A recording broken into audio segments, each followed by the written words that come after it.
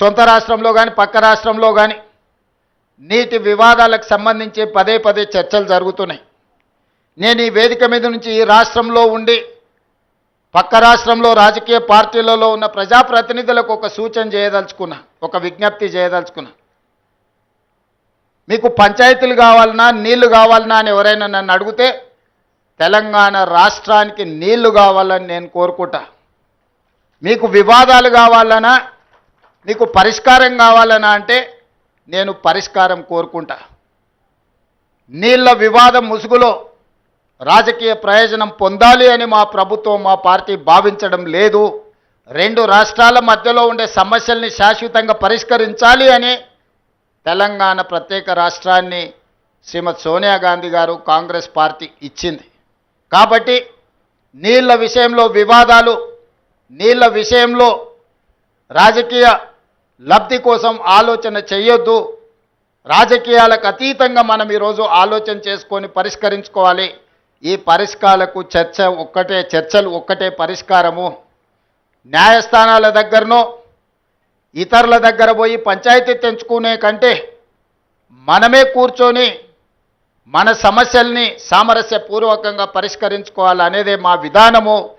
పక్క రాష్ట్ర ముఖ్యమంత్రి గారికి నేను విజ్ఞప్తి చేస్తున్నా, కృష్ణా నదిలో ఉన్న మా పాలమూరు రంగారెడ్డి ఎత్తిపోతలు కావచ్చు, మా కల్వకుర్తి లిఫ్ట్ ఇరిగేషన్ కావచ్చు, మా డిండి ప్రాజెక్టు కావచ్చు, మా ఎస్ఎల్బిసి భీమా నెట్టంపాడు ప్రాజెక్టులు కావచ్చు, ఉమ్మడి రాష్ట్రంలోనే మంజూరైన ప్రాజెక్టులు.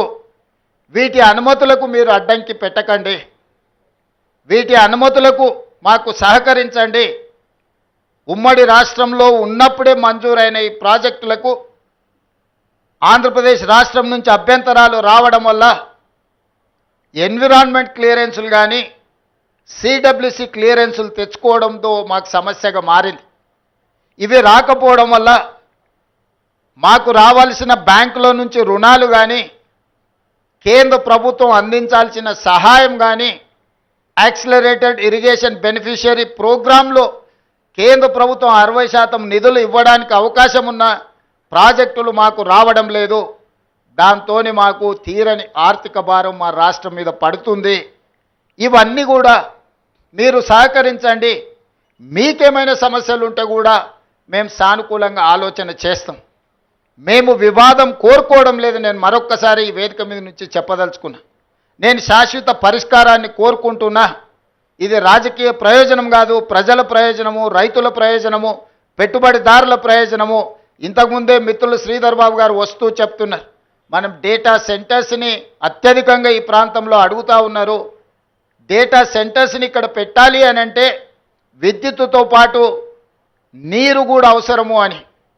మరి కృష్ణానది నుంచి నీటిని తరలించాలన్నా యాదాద్రి పవర్ ప్రాజెక్టు నుంచి మనము పవర్ కనెక్షన్స్ తీసుకోవాలన్నా ఈరోజు తెలంగాణ రాష్ట్రానికి పోర్టు లేదు. దేశంలో ఏకైక రాష్ట్రం పోర్టు లేని రాష్ట్రం తెలంగాణ రాష్ట్రం.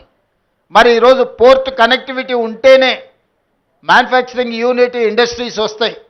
దానికి అందుకే మచిలీపట్నం పోర్ట్కి డైరెక్ట్గా భారత్ ఫ్యూచర్ సిటీ నుంచి 12 lane express highway with controlled access with railway కనెక్టివిటీతో ఈరోజు కేంద్ర ప్రభుత్వం నుంచి మనం అనుమతులు అడిగినాం.